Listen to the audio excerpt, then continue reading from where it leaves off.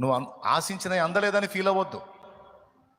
అంతకంటే శ్రేష్టమైనవి నీ కోసం దాచిపెట్టాడని గుర్తించు.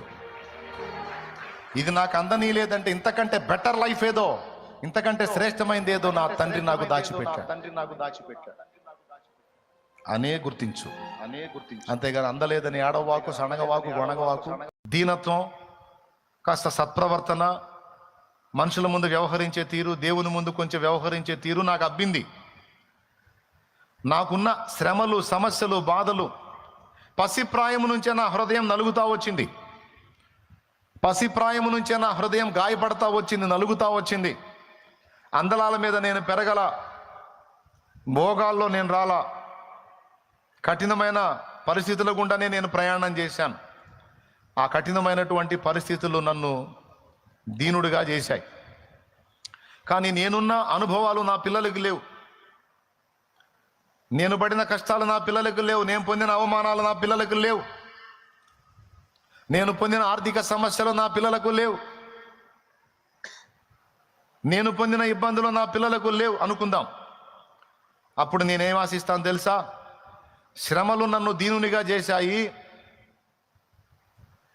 నా పిల్లలు కూడా దీనులు కావాలంటే వాళ్ళు కూడా కొంచెము శ్రమను అనుమతించాలి, లేమిని అనుమతించాలి, ఇబ్బందిని అనుమతించాలి. ఎందుకంటే వాళ్ళకు కూడా నాలాంటి వ్యక్తిత్వ సౌందర్యం రావాలి, వాళ్ళు కూడా దీనులు కావాలి అంటే బాధలు పొందిన అనుభవం వాళ్ళకు కూడా ఉండాలి అని నేను కోరుకుంటా.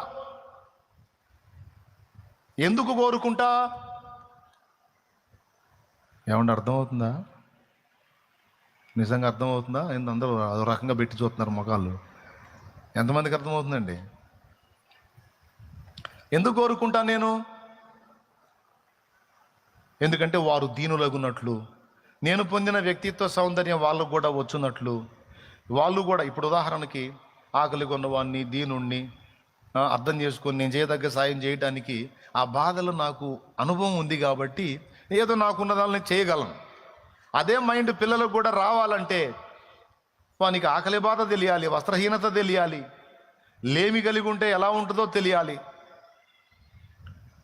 అవమానాలు ఎలా ఉంటాయో తెలియాలి, ఎదురు దెబ్బలు ఎలా ఉంటాయో తెలియాలి, నలుగురిలో నిలబెట్టి అవమానపరిస్తే ఆ గాయం ఎలా ఉంటుందో తెలియాలి, అప్పులోళ్ళు తలా ఒక మాట అంటే ఆ బాధ ఎలా ఉంటుంది తెలిస్తే అప్పులు గల్ల వాళ్ళని ఆదరించగలుగుతారు. కాబట్టి నా పిల్లలు కూడా మంచి వ్యక్తిత్వ సౌందర్యం పొందినట్లు కొద్ది కాలం వాళ్ళకి అనుభవాలు ఉంటే తప్పేమీ లేదని నేను అనుకుంటాను తప్ప వాళ్ళ బతుకంతా అలా బతకాలని నిద్రలో కూడా నేను అనుకోను. అలాగనే అనుభవాలు వద్దనుకుంటానా? కావాలి. ఎందుకంటే వాళ్ళు దీనులకు సహాయం చేయనట్లు వారు కూడా దీనులై బ్రతుకున్నట్లు. అంతవరకే కానీ వాళ్ళ బతుకంతా అలా ఉండాలని నేను కోరుకోను. ఏమండి మీరు అనుకోరా? నువ్వు అనుకో పెద్దాయనా, మా ఓడికి అసలు బాధ్యతలు తెలియట్లేదండి, కష్టపడి పావుల బేడ సంపాదించి చేశాను, శుభ్రంగా తింటున్నాడు, గాలికి తిరుగుతున్నాడు, శుభ్రంగా తింటున్నాడు, గాలికి తిరుగుతున్నాడు, ఏందిరా అంటే నన్ను దనబోతున్నాడు అని ఒక ఆయన ఇంకొక ఆయనతో అంటే ఆ ఇంకొక ఆయన ఆలోచన చేసుకుంటాడు, సేమ్ నా కొడుకు కూడా కష్టము తెలియని స్థితిలో ఎదుగుతున్నాడు, ఇప్పుడు నేను జాగ్రత్త పడకపోయానంటే వాడు కూడా ఇంతే తయారవుతాడని చిన్నగా ఇంట్లో మొదలు పెడతాడు. డబ్బులు లేవు, పరిస్థితులు ఇబ్బందిగా ఉన్నాయి, రాబడి తగ్గింది, కొంచెం సమస్యగా ఉంది అని చిన్నగా కొడుకుతో పంచుకుంటూ ఉంటాడు. ఎందుకు? కొడుకుని బ్యాలెన్స్ చేయడానికి, కొడుకు కష్టం నేర్పడానికి. లేకపోతే ముందు చెప్పినోడి కుమారుడు గాలోడైనట్టు వీడు కూడా అవుతాడు. కాబట్టి వీడికి బాధ్యతలు నేర్పాలి, వీడికి కొంచెం శ్రమల అనుభవం నేర్పాలి, నా కష్టం తెలియాలి అని చిన్నగా ట్రైనింగ్ మొదలు పెట్టుకుంటాడు తండ్రి. ఇదంతా ఎందుకంటే కుమారుడు చెడిపోకుండా దీనుడై వాడు క్రమంగా బ్రతకడానికి. మన విషయంలో కూడా దేవుడు అలా ఊహించవచ్చు, తప్పు లేదు. నాకెలా వ్యక్తిత్వ సౌందర్యం ఉందో నా పిల్లలకు కూడా అలాంటి వ్యక్తిత్వ సౌందర్యం ఉండాలి. నాలో ఉన్న ప్రేమ నా పిల్లల్లో కూడా ఉండాలి, నాలో ఉన్న దీన మనసు నా పిల్లల్లో కూడా ఉండాలి, నాలో ఉన్న యథార్థత నా పిల్లల్లో ఉండాలి, నాలో ఉన్న దయ, జాలి గుణం నా పిల్లల్లో ఉండాలి. ఇవన్నీ ఉండాలంటే ఆ శ్రమలు ఎలా ఉంటాయో, ఆ ఇబ్బంది ఎలా ఉంటుందో నా పిల్లలకు కూడా తెలియాలన్న ఉద్దేశంతో ఆ అవసరం కోసం అగ్ని లాంటి శ్రమలు కొన్ని అనుమతిస్తాడు తప్ప పూర్తిగా మనల్ని అందులో ఉండిపోజేయాలనేది దేవుని ఆలోచన కాదు, దేవుని సంకల్పం కానే కాదు.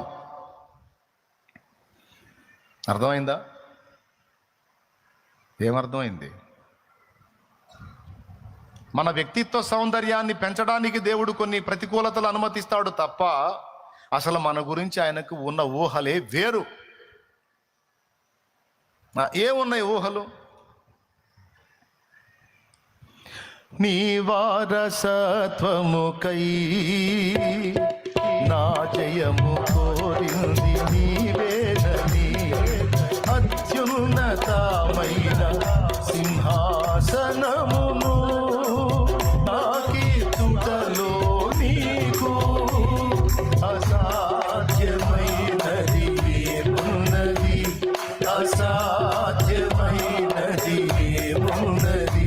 యూదా స్తుతి గోత్రపు సింహమా, యేసయ్యా నా ఆత్మీయ ప్రగతిని స్వాధీనమా, నీవే కదా నా ఆరాధన, ఆరాధన స్తుతి ఆరాధన, ఆరాధన స్తుతి ఆరాధన. Praise the Lord, praise the Lord. అసలు ఏంటి ప్రణాళిక? ఏంటి ఉద్దేశం? ఏంటి చెప్పండి. నేను చెప్పిన ఈ రెండే కారణాలు. మొదటి ఉద్దేశమేమో మనము ఉన్నత స్థితిలో ఉండాలనేది దేవుని కోరిక, ఊహ, తలంపు, ఆశ. అన్ని విషయాల్లో, ఈ భూమి మీద అక్కడ కూడా అన్ని విషయములలో ప్రియుడా నీవు వర్ధిల్లాలి. అలాగ మనమందరం వర్ధిల్లాలి, దేవుని కోరిక. అయితే అన్ని విషయములలో వర్ధిల్లున్నట్లు కొన్ని బాధలు కూడా మనకు అవసరమై ఉన్నవి. అవి మన వ్యక్తిత్వంలో వర్ధిల్లేటట్టు చేస్తాయి. అర్థమైందా? అంతకు మించి దేవుడికి నీ మీద ఏ పగ లేదు, ఏ ద్వేషం లేదు, నీ మీద ఏం కుట్ర పెట్టుకోవాలా దేవుడు. అర్థమైందా? కుట్ర ఏం పన్నలా, అంత సీన్ లేదు నీకు. ఆయన నువ్వు పన్నమన్నా కుట్ర పెట్టుకునేవాడు కాదు. ఆయన పరిశుద్ధుడు. ఎవరాయనా? కానీ మనకు ఎదురవుతున్న ప్రతికూలతలను బట్టి మనల్ని పరీక్షించుకుంటాడు, మన వ్యక్తిత్వాన్ని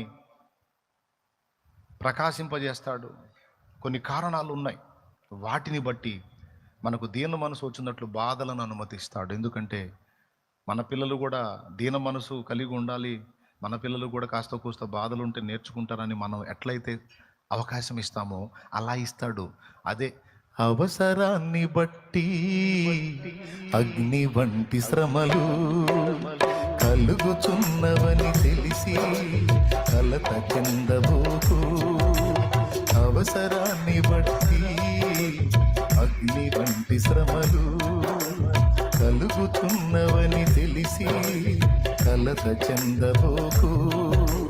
నిన్ను పిలిచిన దేవుడు నమ్మదగినవాడు, శోధనలో నిన్ను విడిచిపెట్టిపోడు. కంటి పాపల తోడుండి నిన్ను కాచుకుంటాడు, అన్న తండ్రిలా తోడుండి నిన్ను ఆదుకుంటాడు. నమ్మునే సమా ఇది సత్యం, వీడబోకుమా విశ్వాసం.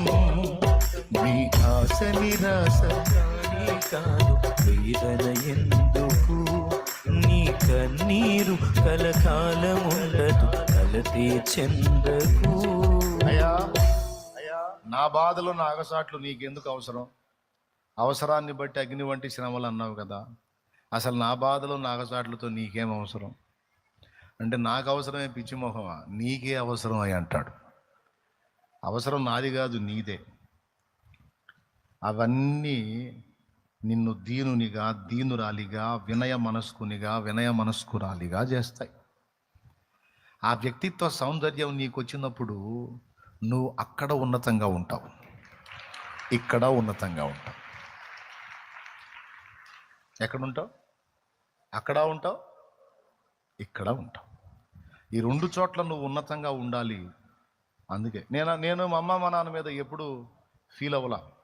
ప్రభువుని తెలుసుకున్న ఆనాటి నుంచి ఈనాటి వరకు మమ్మల్ని ఇంత అగచాట్ల మారి జీవితంలో పెంచుకొచ్చారు, ఇన్ని కష్టాలు పడ్డాం మేమని అనలా.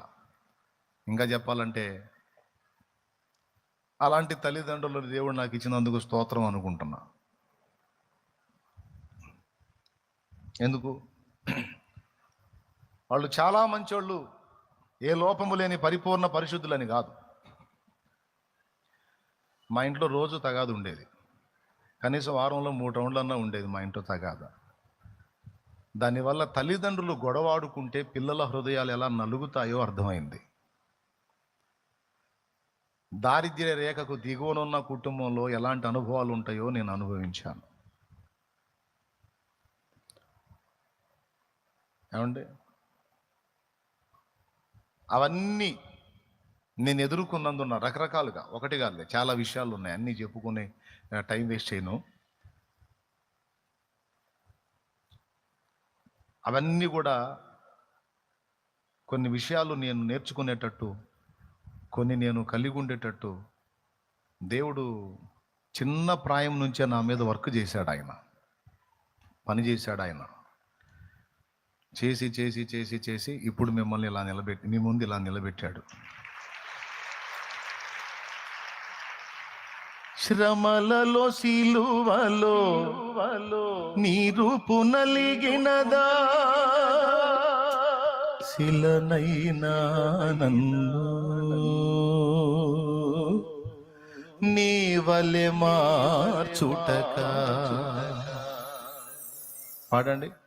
శిలనైనా నన్ను నీ వలె మార్చుటక, శిల్పకారుడా నా యేసయ్యా, మలచుచుండివా నీ పోలికగా,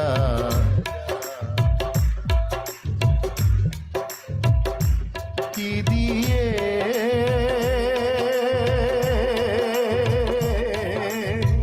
నాయడ నీకున్న నిత్య సంకల్పమా, నాయడ నీకున్న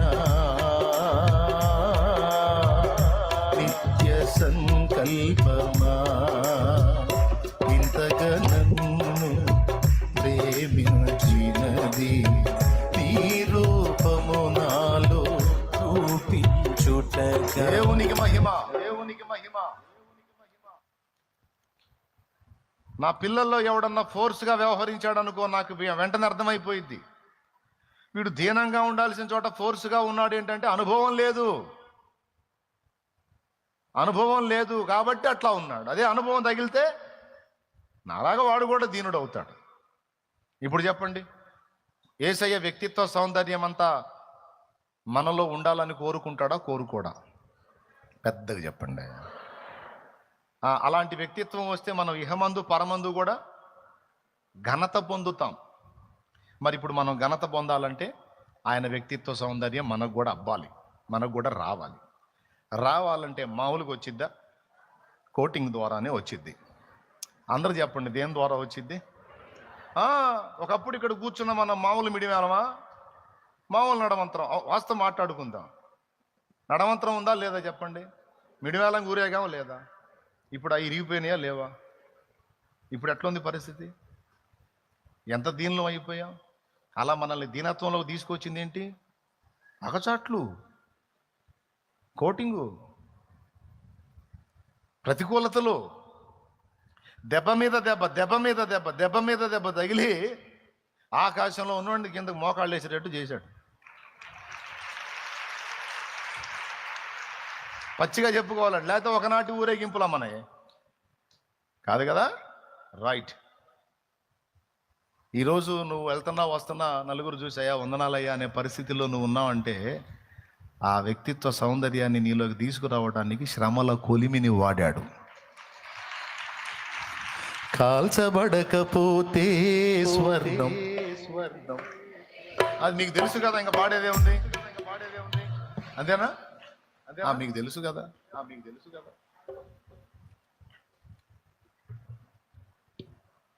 కాబట్టి మహానుభావుడు మనల్ని ఆ విధంగా కొలిమిలో, ఇబ్బంది కొలిమిలో పెట్టి, శ్రమల కొలిమిలో పెట్టి, రకరకాలుగా నలగొట్టి ఈరోజు ఇంత మాత్రం లైన్లోకి తీసుకొచ్చి మనలో ఉన్న పెడద్రం విరగొట్టి, ఒకప్పుడు విర్రవీగే మన మాటలు, వ్యవహారం అంతా కూడా ఈరోజు దీనంగా మారిపోయేటట్టు చేశాడు. ఒక మాట, ఆనాడు పెడసరంలో మనకు ఘనత వచ్చిందా? ఈ దీనత్వంలో ఘనత వచ్చిందా? అది దిగదు. బాగా అర్థమైంది మీకు అనుభవాలు. దేవునికి స్తోత్రం. పెడగా వ్యవహరించినప్పుడు జనం ఏమన్నారు? మనలో కొంతమందిని చూసి వీడు ఎక్కువ కాలం బతకడని కూడా అన్నారు. వీడు ఇంత నడమంతరంగా ఊరేగుతున్నాడు, ఖచ్చితంగా ఇటు మధ్యలో చేస్తాడన్నారు. కానీ సావలం, మనం బతికే ఉన్నాం. అండ్ అదే నోళ్ళు ఈరోజు ఎంత అద్భుతమైన మార్పు.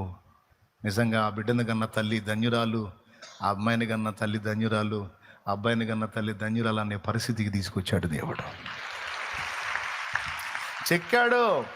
కాల్చబడకపోతే స్వర్ణం విలువ పొందలేదు, చీల్చబడకపోతే మేఘం వర్షాన్ని ఇవ్వదు. కాల్చబడకపోతే స్వర్ణం విలువ పొందలేదు, చీల్చబడకపోతే మేఘం వర్షాన్ని ఇవ్వదు. దున్నబడకపోతే భూమి పంటనివ్వలేదు, చెక్కబడకపోతే శిల్పం కాదు. శ్రమల కొలిమిలో కాలకపోతే యేసురూపు రాదు. నువ్వు శ్రమల కొలిమిలో కాలకపోతే యేసురూపు రాదు. నమ్మునేస్తమా, ఇది సత్యం, వీడబోకుమా విశ్వాసం. నీ ఆశ నిరాశ కానే కాదు, వేదన ఎందుకు? నీ కన్నీరు కలకాలముండదు, కలతే చెందకు. నీ ఆశ నిరాశ కానే కాదు, వేదన ఎందుకు? నీ కన్నీరు కలకాలముండదు, కలతే చెందకు. దేవునికి మహిమ. మీ అబ్బాయి అమ్మాయి దీనత్వాన్ని నేర్చుకొని మంచి పేరు తెచ్చుకొని మంచి సాక్ష్యం కలిగి ఉండాలని నువ్వెట్ట ఆశపడతావో, మీ నాన్నగా మా నాన్నగా మనందరి నాన్నగా ఆయన కూడా అంతే ఆశపడతాడు. అంతేగాని అందరు కలిసి తిట్టేటట్టు మనం ఉండాలని కోరుకుంటాడా అమ్మా?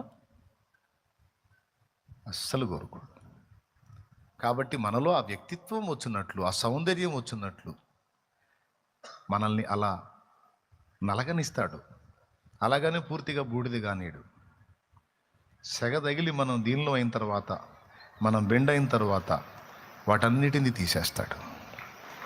ఇది నమ్మాలి, ఇది నిజం, జరిగిద్ది. అది నాకు ఇలా తగులుతున్నాయి అంటే నువ్వు అనుకోవాలి, దేవా నాకే ఎందుకు వస్తున్నాయి నాయన? పగబట్టావే ఏంది తండ్రి? ఏం చేస్తున్నావు నాయన? ప్రార్థన కూడా ప్రార్థన చేస్తున్నాగా ప్రభువా, ప్రార్థన చేస్తున్నాగా ప్రభువా, అన్నీ చేస్తానే ఉన్నాగా ప్రభువా, ఏంది నాయన నాకు ఈ బాధ లేదు నాయన, అసలు ఏంది నాయన అని కాదు అనాల్సింది. ఏమనాలి అంటే, దేవా నాకు ఇదిగో దీనిని అనుమతించావంటే ఇది నాకు అవసరమై ఉన్నది, అనవసరంగా నువ్వు రానియవు నాయన. దీని నుండి నన్ను దీనునిగా చేయాలనుకున్నావో, లేకపోతే నన్ను దిద్దుబాటు చేయాలనుకున్నావో, ఏం చేయాలనుకున్నావు నాకు నేర్పు తండ్రి అని నువ్వు వినయంతో దేవుని ముందు కూర్చుంటే, ఆహా నా మనసును అర్థం చేసుకున్నావు నా కుమారి, నా మనసును అర్థం చేసుకున్నావు నా కుమారుడా, చాలు సంతోషం కలిగించావు నాకు, ఇంక తీసేస్తాలే అని ఎందుకు రప్పించాడో ఆ సంగతి నేర్పి తీసేస్తాడు ఆయన. తీసేస్తాడు. ఏం నువ్వు అనుమానం పెట్టుకోవాల్సిన అవసరం లేదు. ఫైనల్గా చెప్తున్నా మళ్ళీ, దేవుడు నీ మీద పగ కలిగి లేడు, నువ్వంటే ద్వేషం కలిగి లేడు. పిచ్చి ఆలోచనలు చేయొద్దు తమ్ముడా చెల్లెమ్మ. పరలోక మహిమను నీ కొరకే విడిచెను, తన ప్రాణము పెట్టి నిన్ను బ్రతికించెను.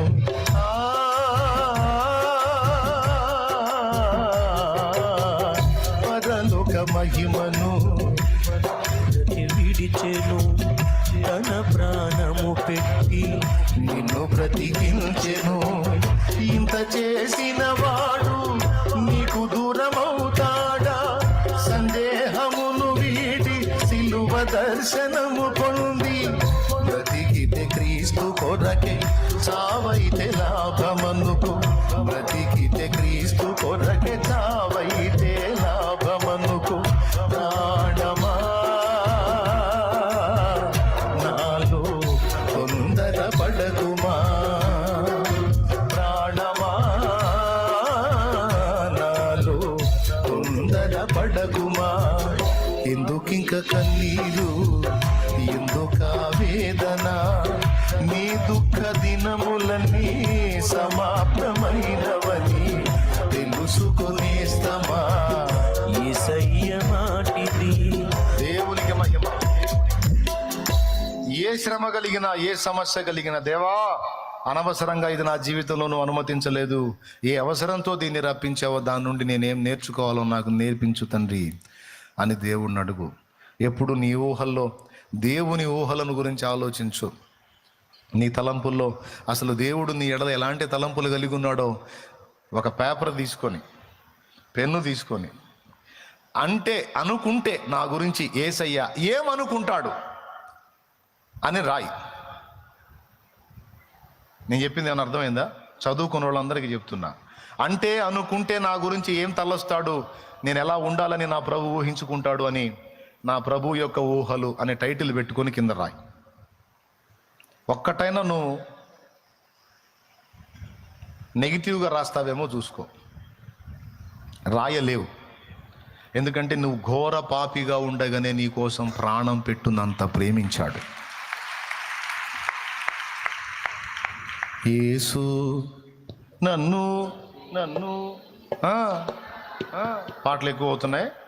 ఇక మనం ముగింపులోకి వద్దాం. ఎంత మాట అన్నాడండి ఆయన? నా వంటి నరుడొకడు నన్ను ప్రేమించిన నా వలన ఫలము గోరు. ఆహా, నీ వంటి పుణ్యునికి నా వంటి పాపితో కేవలం ఏమీ లేక. నిన్నేమన్నా ఉద్ధరిస్తాంటనట? నేను ఉద్ధరిస్తానా నిన్ను? ఎందుకయ్యా నా కోసం చచ్చిపోయావు యేసయ్యా? యేసు నన్ను ప్రేమించినావు, పాపినైనా నన్ను ప్రేమించినావు. యేసు నన్ను ప్రేమించినావు, పాపినైనా నన్ను ప్రేమించినావు. స్తోత్రం, స్తోత్రం.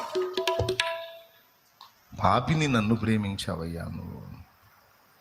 నువ్వు పాపిగా ఉన్నప్పుడే, క్రీస్తు రక్తములో కడగబడి రక్షణ బాప్తిస్మం పొందక ముందే నిన్ను ప్రేమించినవాడు ఈరోజు మారు మనసు పొంది బాప్తిస్మం పొంది ఆయన రక్తంలో కడగబడి ఆయన రాజ్య పౌరుడవై పౌరురాలివై ఇంత ధన్యకరమైన మెట్టులో ఉండగా ఇప్పుడు ద్వేషిస్తాడా?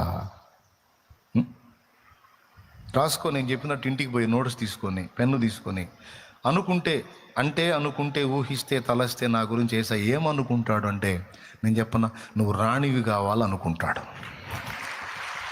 నువ్వు రాజు కావాలనుకుంటాడు. అంతేగాని నువ్వు దీన స్థితిలో ఉండాలని, దిక్కుమాలిన స్థితిలో ఉండాలని అయితే అనుకోడు కదా. ఎందుకు అనుకోడు అంటే పక్కనే రాసుకో, నన్ను ప్రేమించుచున్నాడు. ఏం చేస్తున్నాడు? ప్రేమించుచున్నాడు. అది కూడా కపట ప్రేమ, అవకాశవాద ప్రేమ, మాయ ప్రేమ, మోస ప్రేమ, ముఖాలు చూసి ప్రేమించే ప్రేమ, డబ్బును చూసి ప్రేమించే ప్రేమ, పదవులను చూసి ప్రేమించే ప్రేమ కాదు. నా దగ్గర ఏమీ లేనప్పుడే, నేను ఏమీ కాని స్థితిలో ఉన్నప్పుడే ఆయన నన్ను చనిపోయేంతగా ప్రేమించాడు. ఇంత ప్రేమించిన ప్రభు, టైటిల్ ఇలా రాసుకోవాలి, ఇంత ప్రేమించిన ప్రభు, ఇంత ప్రేమించినాక ఈ ప్రాణం ఇచ్చిన ప్రభు అంటే, అనుకుంటే, తలస్తే, ఊహిస్తే నా గురించి ఏమనుకుంటాడు అనే క్వశ్చన్ మార్క్ పెట్టుకొని ఇక రాయ్ కింద. దావీదన్న చెప్తాడు. ఒకవేళ రాస్తే ఏం రాస్తాడో చూద్దాం. అసలు రాజుని చేయాలనుకుంటున్నాను. రాజుని చేయాలన్నమో, రాజు కావాలనే. ఓకే సరే, కానీ ఆ రాజు అనేకులకు ఆశీర్వాదకరం చేయాలనుకుంటున్నాడు. అనుకుంటాడా? ఆ, అంతేగాని అనేకులకు శాపంగా చేయాలని అనుకోడుగా. అనుకోండి. ఆశీర్వాదకరంగా అంటే నీ వల్ల ఇతరులు కూడా దీవించబడే స్థాయిలో నువ్వు ఉండాలని, ఇతరులకు కూడా ఆశీర్వాదకరంగా నువ్వు ఉండాలని అనుకుంటాడా? అవునండి. రైట్. రెండు ఇంకా అనేకులకి మాదిరిగా కూడా ఉంచాలి అని అనుకుంటాడు. మా అబ్బాయి అనేకులకు మాదిరిగా ఉండాలి. రైట్, మంచిదే. అనేకులను వెలిగించుటకు దేవుని ప్రేమను బట్టి ఇతరులను కూడా ఆయన వెలుగు ద్వారా నింపబడి ఇతరులను కూడా వెలిగించాలని కోరుకుంటాడు. మా వాడు అనేకుల్ని వెలిగించేవాడు కావాలి. అబ్బాయి బాగానే ఉంది, వైనంగానే ఉన్నాయి అన్ని. అనేకులను నేను కూడా ధైర్యపరిచి, పిరిగివాడిని నన్ను ఆయన ధైర్యపరిచి ఇతరులు నేను ధైర్యపరిచే శక్తిని ఆయన నాకు ఇవ్వాలనుకుంటాను. ఇతరులను మా వాడు ధైర్యపరిచేవాడు కావాలి, ధైర్యం చేరిన వారికి ఊతం ఇచ్చేవాడు కావాలి అనుకుంటాడు. కానీ మావాడే అదురులో బతకాలి, దడలో బతకాలి అని అయితే అనుకోడు కదా. అనుకుంటాడా? నా బిడ్డ జీవం పొంది నేను ఇచ్చిన ఆయుష్కాలం అంతా ఆనందంగా అనుభవించాలని కోరుకుంటాడు, కానీ ఆత్మహత్య చేసుకొని సావాలని కోరుకుంటాడా? భార్య ద్రాక్షవల్లి వలె, పిల్లలు భోజనపు బల్ల చుట్టూ ఒలీవ మొక్కల వలె ఉండాలని కోరుకుంటాడు, కానీ కొల్ల సొమ్ముగా అప్పగింపబడాలని కోరుకుంటాడా? మరి వాళ్ళు ఎందుకు అలా అనుకున్నారు? దేవుని ఊహలను, దేవుని ఆశలను, ఆలోచనలను గుర్తుపట్టకుండా దేవుని మీద రివర్స్ అయ్యి ఏమన్నదో తెలుసు. అక్కడ మన కొరకు ఒక నాయకుని ఏర్పరచుకొని మళ్ళా మనం లోకంలోనికి వెళ్ళిపోదాం, ఐగుప్తులకు పోదాం అనుకున్నారట. అంటే దేవుడు మనల్ని అన్యాయం చేయడానికి తెచ్చాడు, నాశనం చేయడానికి తెచ్చాడు, మన భార్యల్ని పరులకు అప్పచెప్పడానికి తెచ్చాడు, మన పిల్లల్ని కొల్ల సొమ్ముగా ఇవ్వడానికి తెచ్చాడు, మనల్ని కత్తివాత చేత చంపడానికి తెచ్చాడు. టోటల్గా మన దేవుడే తేడా. మనకు లోకమే కరెక్టు, పాపమే కరెక్టు, ఐగుప్తు బానిస బతుకే కరెక్టు. వాడు తిండి ఇవ్వకుండా పిల్లల్ని సావగొడతా కొరడా తీసుకొని బాది పని చేపిస్తుంటే అదే కరెక్టు. పగలు మేఘస్తంభమై రాత్రి అగ్ని స్తంభమై ఎండ దెబ్బ తగలకుండా రాత్రి వేళ పురుగులు, కీటకాలు, జంతువుల దాడి జరగకుండా అగ్ని స్తంభమై నైటు వెలుగిచ్చాడు. లోకమంతటికి చీకటి, ఇశ్రాయేలుకు మాత్రం నైటు కూడా పగలే. లోకమంతటికి ఎండ, ఇశ్రాయేలుకు మాత్రము మేఘము, చల్లని నీడ. నా తండ్రి ఎన్ని కార్యాలు చేశాడు. వారిని తరిమిన శత్రువుల్ని, ఐగుప్తుల్ని ఎర్ర సముద్రంలో నిలువున ముంచి పడేశాడు.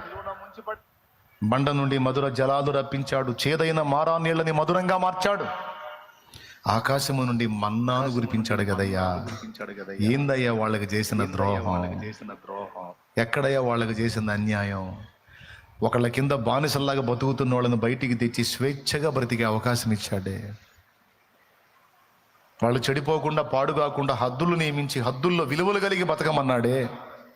ఎక్కడ దేవుడు ద్రోహం చేసింది? ఎక్కడ అన్యాయం చేసింది? పిచ్చి మహారాజు ఎన్ని కార్యాలు చేశాడు. అన్నీ మర్చిపోయి ఈయన మాకొద్దు, మాకు లోకం కావాలి, ఐగుప్తు కావాలి అని వీళ్ళు దాన్నే కోరుకున్నారు. కడుపులో మండిపోయింది దేవుడికి. రే, నేను అసలు ఏమనుకుంటున్నానో నా తలంపులనే గుర్తుపట్టలేదు మీరు. నేను ఏమనుకుంటున్నాను, మిమ్మల్ని ఎలా చేద్దాం అనుకుంటున్నానో, ఎలా చూద్దాం అనుకుంటున్నానో, నా ఆలోచనలు, నా ఆశలు, నా ఊహలే గుర్తుపట్టలేదు. దరిద్రులు మీరు. కాబట్టి మీరు నా విశ్రాంతిలో ప్రవేశించరు. ప్రమాణం చేస్తున్నా, నా విశ్రాంతిలో మీరు ప్రవేశించరు. మీరు మీ శవములు ఈ అరణ్యములోని రాలిపోతాయి ఇప్పుడు అన్నాడు. ఎందుకంటే దేవుడు ఏమనుకుంటున్నాడో ఆయన ఊహల్ని గుర్తుపట్టలేని మూర్ఖులయ్యారు. ఫలితంగా 2 తప్ప 6 లక్షల కాల్బలం అన్న మేము మొత్తం అరణ్యంలో రాలిపోయారు. 40 ఏళ్ల జర్నీ అయిపోయింది. వాళ్ళ శవాలన్నీ అరణ్యంలో రాలిందాక అరణ్యంలోనే తిప్పాడు వాళ్ళని 40 ఏళ్ళు. మా పిల్లలు కొల్లపోవుదరని మీరు చెప్పారు కదా. కొల్లపోవటం కాదు, మీ పిల్లలకు దాన్ని స్వాధీనపరుస్తానని తండ్రులను అరణ్యంలో రాలగొట్టి పిల్లల్ని వాగ్దత్త దేశమునకు చేర్చాడు. బిడ్డలారా, దేవుణ్ణి బాధ పెట్టకూడదు, దేవుణ్ణి దుఃఖపరచకూడదు, దేవుని గురించి పొరపాటుగా ఆలోచించకూడదు. దేవుడు నీకు, నాకు, మనకి కొన్ని పరిస్థితులను రానిస్తే వాటి వెనుక ఆయన ప్రణాళిక ఉంటుంది, ఉద్దేశం ఉంటుంది, మనకు నేర్పే విద్య ఉంటుంది, ట్రైనింగ్ ఉంటుంది, మనల్ని ప్రక్షాళన చేయటం ఉంటుంది, మనలో ఎగస్టాలను తొలగించడం ఉంటుంది. మనకి ఏదైనా ఒక అనుభవాన్ని రానిచ్చాడు, ఒక శ్రమను, సమస్యను, బాధను, వ్యాధిని, శోధనను, కష్టాన్ని రానిచ్చాడు, కొన్ని మాటలు మనల్ని తగలనిచ్చాడు అంటే దాని వెనక కారణాలు ఉంటాయి. మనల్ని హెచ్చించడానికి కావచ్చు, లేదా మనల్ని దీనులు చేయడానికి కావచ్చు, మనలో ఉన్న ఎగస్టాలని ప్రక్షాళన చేయడానికి కావచ్చు. అనేక కారణాలను బట్టి కొన్ని పరిస్థితులు మన జీవితంలో దేవుడు అనుమతిస్తాడు. గుర్తుపెట్టుకో, దేవుడు అన్యాయస్తుడు కాడు, ఆయన నిన్ను ప్రేమిస్తున్నాడు. ఆయన మన నాయన. చెప్పు, ఆయన ఎవరు? కానీ ఈరోజు తండ్రి హృదయాన్ని మనకి వెల్లడి చేశాడు. నా పిల్లలారా, నేను మీ నాన్నని, మీ ఎడల నాకున్న తలంపులు బహు విస్తారములు. మిమ్మల్ని నేను ఇలా చూడాలనుకుంటున్నాను, ఇలా చేయాలనుకుంటున్నాను.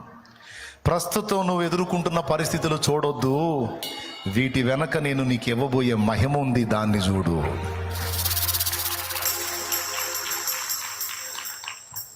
శ్రమ దినమున నీవు కృంగితే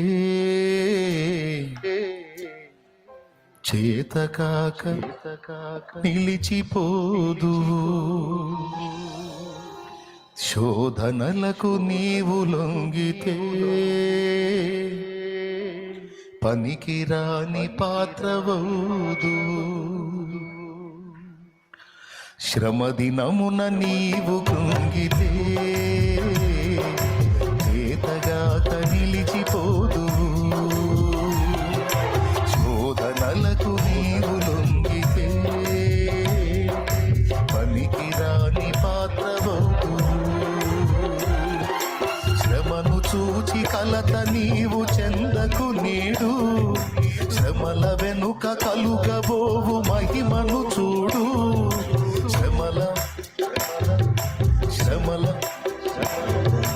శ్రమను చూచి కలత నీవు చెందకు నేడు, శ్రమల వెనుక కలుగబోవు మహిమను చూడు. శ్రమల వెనుక కలుగబోవు మహిమను చూడు. శ్రమదినమున నీవు కృంగితే చేతకాక నిలిచిపోదు, శోధనలకు నీవు లొంగితే పనికిరాని పాత్రవౌదు. దేన్ని చూద్దాం? ప్రస్తుతం మనం ఎదుర్కొనే శోధన చూద్దామా, దీని తర్వాత దేవుడు ఇవ్వబోతున్న మహిమను చూద్దామా? మీరందరూ చెప్పాలి, దేవుడు నీ గురించి ఉన్నత తలంపులు కలిగి ఉన్నాడా, లేకపోతే తేడాగా ఆలోచిస్తున్నాడా? నువ్వేమన్నా శత్రువు అయింది ఆయనకి? నువ్వు కన్న బిడ్డవి. ఏ చేతులు నేను నిర్మించినాయో తెలుసా నీకు? ఆ చేతులే, ఆయన చేతులే నిన్ను నిర్మించినాయి, నన్ను నిర్మించినాయి.